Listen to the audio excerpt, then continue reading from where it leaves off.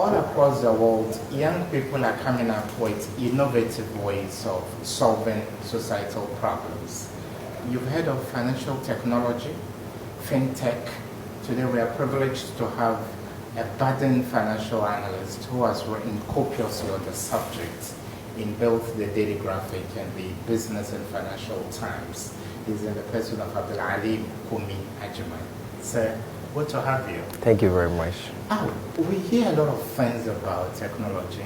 We know there is digitization going on. That is people's understanding of technology. How do numbers relate with technology? And you call that financial technology. What is it? Okay, for starters, financial technology is just the marriage of finance and technology. So bringing finance and technology together gives you the term fintech. But in recent times, someone may argue that banks, they are doing financial technology, new innovations like MTN mobile money, other mobile money platforms, and even online payment platforms like Fido. They are all into financial technology. Google, Apple Pay, and even Facebook, they have a license to trade in Ireland to send and receive money as well. Yeah, we even pay for ads. Yes. We pay Facebook and ads US dollars. Yes, yes. So extend the reach of posts you yes, put on. yes. So people have realized that right now these even the social media platforms and even the online platforms from finance, they are all chasing the customers that the banks are chasing. So there's a dilemma that these fintech companies, are they competing with the banks? Because look at the core excuse me to say, the objective of each bank, that is its centrality. Bank is supposed to take deposits and give out the deposit at loans so that they can get money for themselves, and they can also get money for the people who gave them the deposits. That's why when you do fixed deposits, the bank gives your money to someone else to work with, and the person makes profit, pays the banks can also give you money. But when you look at let's use, I think the prominent mobile money platform is MTN mobile money, so we can use that as an example. We can see that this platform are doing the same. You can deposit in your MTN, you understand, you can take loans from MTN, and they actually pays you interest on your deposit. And they are even getting the informal sectors more. People want to go and queue in the bank, fill bank forms, ask this and that. So they will rather put their money on the MTN mobile money. And they are going to shake the credit market in the future. That is the beautiful aspect of it, which the banks are not aware yet. There was a law in Ghana, it's called ultra-virus. That means that when you register a business, the service you filled inside your registration form, you are supposed to do that thing only. You are not supposed to be outside the scope. So for a typical example, a bad consult, you are forming your business, you stated that you are going to do TV and radio. You cannot do anything other than that. But now they've ruled that the ultra-virus, it means you can do other things that you limited your business to. These tech companies, they registered as they want to make calls, data, but right now, you can send the money, you can receive the money. And with their loan, the more amount you transmit or the more you deposit, the higher your chances of getting bigger amounts. When you are seeking a loan from a bank, a small scale business, or even a personal individual, what you have to do is you pick a form. What they will ask you is your collateral. The small scale company, they don't have it.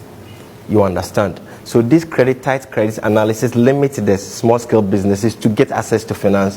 But MTN mobile money won't ask you of collateral. You deposit, the more you send, the more you borrow, the more higher chances of getting money. So instead of you doing business with the bank, you rather use the platform to do your business. So a client wants to pay you, they pay you through mobile money. You want to pay a client, you pay the client through your mobile money. You want to keep your business account, you keep it with the mobile money. It gives you better chances of borrowing more. And in the future, I even see the telcos finances bigger projects like sport expansion, international trade like crude and sugar, and it will take the business from these traditional banks, and it will force them to lend to risky customers, because you are supposed to give more loans to get more money. And if you don't have, because of your tight credit lines, people are not coming to you, what happens? You are forced to give out the loans, and you are forced to give out the loan to bad credit customers, who it will end up being a non-performing loan because they will default and they cannot pay the loan. Okay, Abdul, that is quite a profound preamble, and I'm sure we will unpack the various planks Sure. that make up fintech. You spoke about the potential of these fintech companies. You mentioned specifically mobile money to overtake the banks. How much of a threat is it? Because we've done business with MTN before, Yes. and they said they only provide the conduit. They don't have a vault or a safe. Yes. To keep the cash. Yes. The cash still goes to the Yes. banks. Yes. The cash still goes to the bank. Isn't it a collaboration rather than a potential future threat that would serve as an existential threat to banks? Yes. From my personal perspective, I see that in the future, if the banks they don't innovate and speed up and get very close to the customer, they will be reduced to mere vaults. The banks will just be there keeping cash and gold and paperwork, marriage certificate, company certificates, and because they are not close to the customer. What these fintech guys are doing, they get close to the customer. You can argue that the banks, they have a mobile banking application, online platform, you can make things easy, but this mobile technology makes things easier.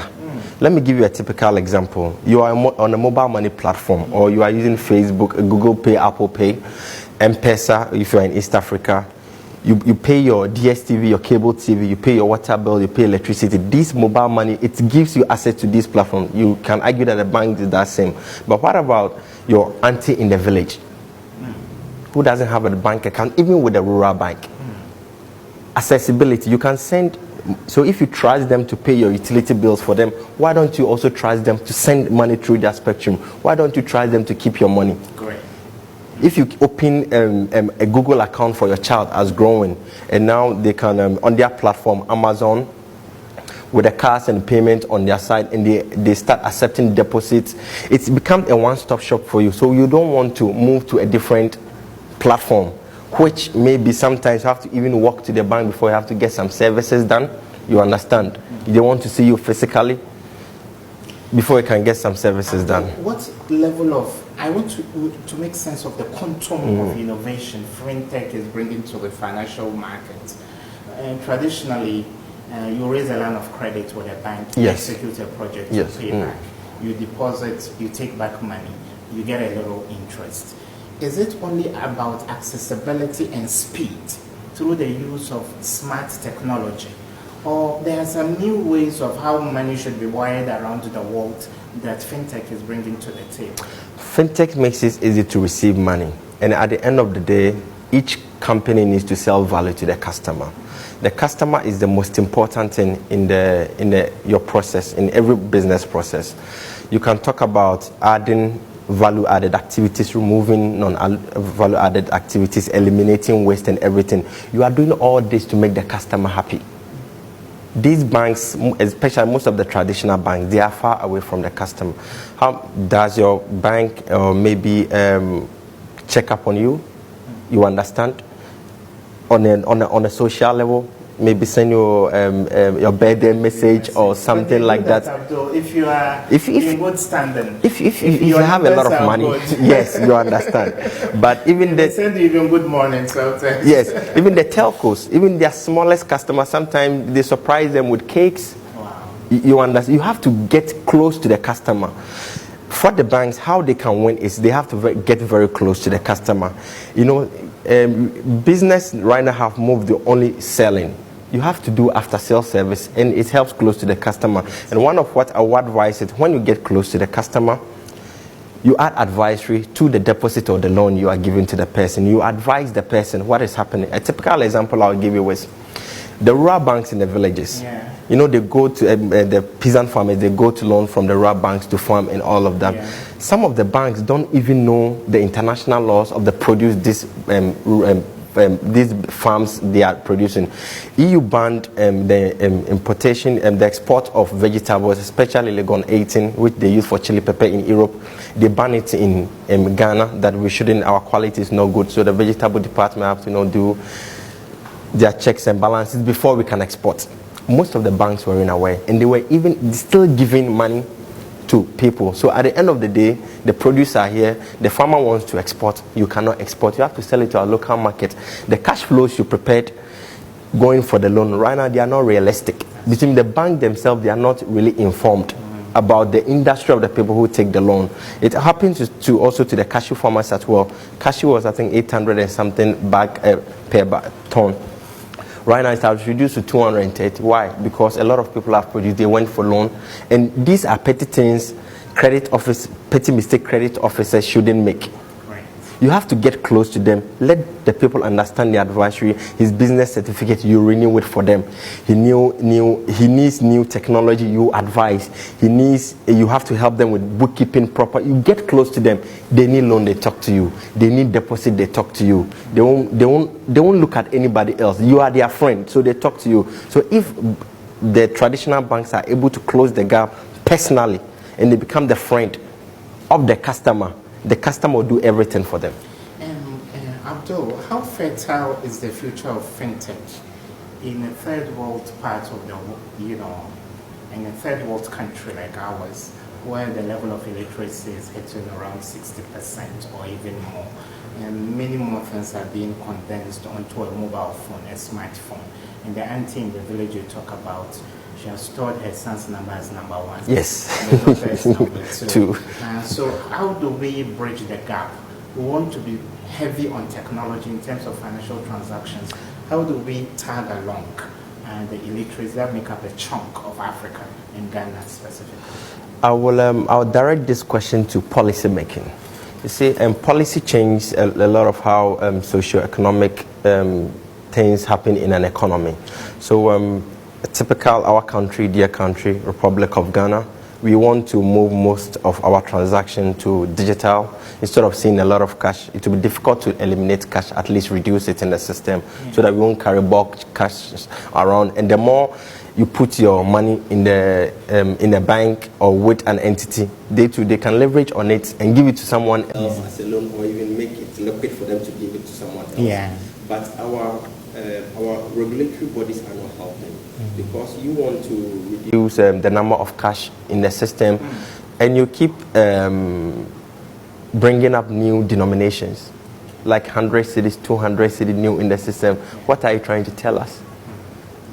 You discourage people who want to advance in, especially mobile money transfer or digital money transfer. You discourage them. We need to encourage people how best we can do it. So the rural people, maybe it's difficult to get access to internet or technology to see digital money.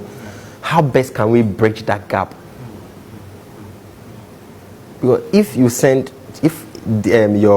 the person in the village received 200 cedi, it will be even difficult to break that money there. You are in your car, you buy bottled water 1 cedi, you give them 100 cedi. Even 50 cedi, they were struggling. You brought 100 cedi and 200 cedi. So poly-wise, it's not helping, and we need to put up deadlines.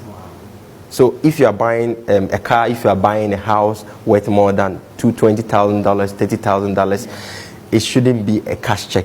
It should be a straight wire. There should be policy guideline that will help. So that, fine, there will be cash in our pocket, but it cannot buy a house, a bigger house. But right now, and it will even help the tax as well, because there's money in the system. They can actually track this person's movement of money, this institution or this individual person. But if you bring more cash, I'd rather store the cash inside my house. And what happened in the recent banking system, the collapse of some of the banks, people losing their deposit Ponzi scheme, people have lost interest in the banking system. You are giving them more opportunity to save money in their homes. You are bringing them 100 cedis, 200, so it makes it easier. Because they don't trust the banking system. You have to put confidence and trust in the people so that they will send money rather to the bank, and the bank can use it to make money. Beautiful. In closing, Abdul, more than a decade ago, before we went to uni, yes, actuarial science was the ish. That was what was in zeitgeist. Yes. Those of us who did science, people said, no, go for actuarial science. Now people are saying fintech. Do you think the euphoria surrounding fintech is a sustainable one, or it's just going to be a 9-day wonder? It comes and it goes. People go into this. Maybe universities listening to you and others may want to carve it out of economics and make it a whole course on its own. Then you finish school, you're unemployed. How marketable is fintech, and how sustainable will it be going into the future? In closing. Yes, fintech is very marketable, and fintech is going to be a game changer. There's no argument about it. You have to give the customer value. You have to make the customer very happy, and that is fintech is the gap that is going to eliminate any challenges the entities making for the customers to smile. When it comes to the academic discourse community, bridging the gap between what you learn and what the industry requires, it is obvious that there are different platforms, there are different applications people use to transmit money, to learn even how to code, and which they don't teach in the classroom. So you come, you learn about financial technology, you review literature. Kumi said this, Amamenu said it. That's what mostly you learn in class. You build arguments, you answer questions, you come out. You don't have the prerequisite skill to understand what you are supposed to do. So the course you mentioned is good, actuarial science, building up to insurance and all. Right now, we've employed someone from the university in charge of the fintech under Actuarial Science Department Technology. So how can we get more people to subscribe to insurance? How can we build an app whether you can renew your licenses, insurance, car licenses, whether third party? How can we do that? If I'm on comprehensive and my car gets spoiled, how can I use fintech? I would say technology, because there's no part of financial, assessing them to bring you a new car, but for them to deposit money, renew money, or pay claims, that is the financial part. So you can use fintech. So it also comes to innovation. The people they employ needs to be innovative, because mostly innovation doesn't come in the classroom. Classroom, you learn what people have reviewed literature on, formulas people have developed, but to make sense of it, you have to innovate, think about a new idea. And when you think about a new idea, this literature will help you, guide you on what to do to come to the new idea. Beautiful. So finally, Abdul, maybe you look through the camera and then tell us what you think young people should do. They should wake up and catch the cold or the fever. And also, can people just go onto Google and find out more about fintech? Or you think there are mainstream courses people should subscribe to? Yes, there are screen courses people can subscribe to, which I'll make it available to learn. But I would say that any young guy, upcoming young guy, irrespective of the industry you are in, make sure technology is part. And make sure you use technology to improve your operational excellence and also to achieve customer intimacy as well. Because technology can do a lot, whether you are a photographer, whether you sew clothes, whether you sell any products, whether you want to establish any business. Make sure technology is part. But make sure the technology you are employing is tuned to your operational process for you to attain a customer intimacy. Thank you. Our financial analyst, Abdul, Alim, and Kumi, Agyemang. We hope to have you on other topics. See you soon. Thank you very much. Thank you. Bye.